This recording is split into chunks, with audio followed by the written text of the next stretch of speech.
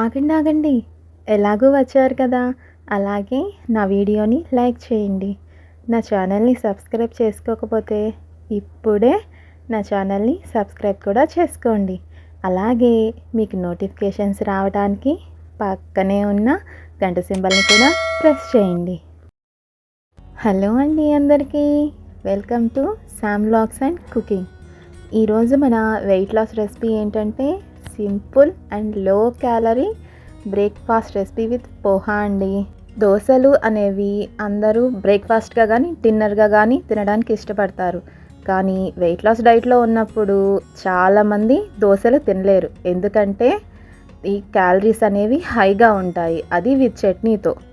కానీ ఇక్కడ నేను చెప్పినట్లుగా పర్ఫెక్ట్ కొలతలతో కనుక అటుకులతో ఈ విధంగా దోశ విత్ చట్నీ కూడా అండి ప్రిపేర్ చేసుకొని తినగలిగితే మీరు మీ ఫేవరెట్ దోశను ఎంజాయ్ చేయడమే కాదు, వెయిట్ లాస్ కూడా ఖచ్చితంగా అవుతారు.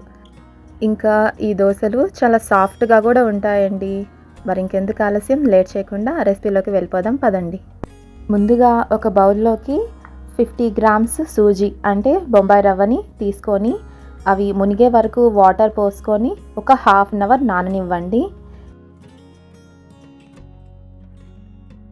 ఇప్పుడు మరొక బౌల్లోకి 25 గ్రామ్స్ పోహా అంటే అటుకులు తీసుకోండి. వీటిని వాటర్తో 2-3 సార్లు బాగా కడిగి పక్కన పెట్టుకోండి. ఇప్పుడు ఈ అటుకుల్లోకి ఒక 25 గ్రామ్స్ పుల్లటి పెరుగుని యాడ్ చేసుకొని కొంచెం వాటర్ పోసుకొని కలుపుకొని పక్కన పెట్టుకోండి. పుల్లటి పెరుగు అంటే చాలామందికి డౌట్ రావచ్చు, పుల్లటివి తీసుకుంటే గ్యాస్ అనేది ఫామ్ అవుతుంది కదా అండి అని. మనం ముందు రోజు నైట్ తోడు వేస్తే అది నెక్స్ట్ డే ఈవినింగ్కి న్యాచురల్గా పులుస్తుంది కదా, అలాంటి పెరుగుని తీసుకోండి. అంతేకాని 3-4 డేస్ బిఫోర్ తోడు వేసిన ఆ పెరుగుని తీసుకుంటే దానివల్ల గ్యాస్ అనేది ఫామ్ అవుతుందండి, దీనివల్ల అవ్వదు. ఒక అరగంట తర్వాత మనం ముందుగా నానబెట్టుకున్న ఈ అటుకులని అలాగే బొంబాయి రవ్వని ఇలా మిక్సీ జార్లోకి యాడ్ చేసుకొని ఫైన్గా గ్రైండ్ చేసుకోండి. వాటర్ అనేవి కొంచెం కొంచెం లైట్గా యాడ్ చేసుకుంటూ గ్రైండ్ చేసుకోండి. ఈ బ్యాటర్ అనేది మనకి ఇలా చూపిస్తున్న విధంగా రావాలి. ఈ పిండిలోకి రుచికి సరిపడా ఉప్పుని కూడా యాడ్ చేసుకొని కలుపుకొని ఒక 20 నిమిషాలు పక్కన ఉంచుకోండి. ఈ లోపల మనం చట్నీని ఎంతెంత క్వాంటిటీతో ప్రిపేర్ చేసుకోవాలో చూద్దాము. స్టవ్ మీద ప్యాన్ పెట్టుకొని వేరుశనగపప్పు 10 గ్రామ్స్ వేసుకోండి. దీంట్లోకి ఒక్క ఎండుమిరపకాయ మాత్రమే వేసుకొని ఆయిల్ వేయకుండా లో ఫ్లేమ్ మీద కొంచెం రోస్ట్గా ఫ్రై చేయండి. వీటిని మిక్సీ జార్లోకి తీసుకొని ఇప్పుడు శనగపప్పుని 15 గ్రామ్స్ని మాత్రమే యాడ్ చేసుకోండి. అలాగే రుచికి సరిపడా ఉప్పుని కూడా వేసుకొని వాటర్ పోసుకొని ఫైన్గా గ్రైండ్ చేసుకోండి. ఇప్పుడు దోశ కోసం ప్యాన్ పెట్టుకొని ఆయిల్ని ఇలా లైట్గా అప్లై చేసి దోశ అనేది ఇలా వేసుకోండి. మనం అటుకులతో దోశ వేస్తున్నాం కాబట్టి మరీ అంత పల్చగా అయితే దోశ రాదండి, ఇది కొంచెం మందంగానే వస్తుంది.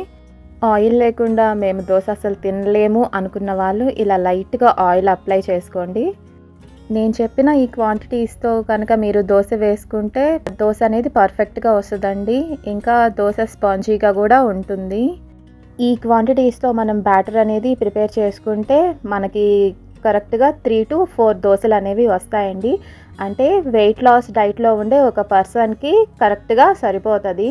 మనం నార్మల్గా అయితే ఎలాగా 3-4 దోశలు అనేవి తింటూ ఉంటాము, అలాగే ఈ క్వాంటిటీస్తో ఇలాగా వెయిట్ లాస్లో కూడా మనం 3-4 దోశలు విత్ చట్నీతో తింటూ కూడా హ్యాపీగా వెయిట్ లాస్ అనేది అవ్వచ్చు.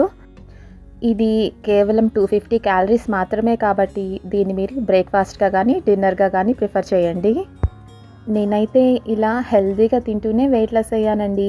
మరి మీరు కూడా నా హెల్తీ రెసిపీస్ని ట్రై చేసి ఈజీగా వెయిట్ లాస్ అవ్వండి.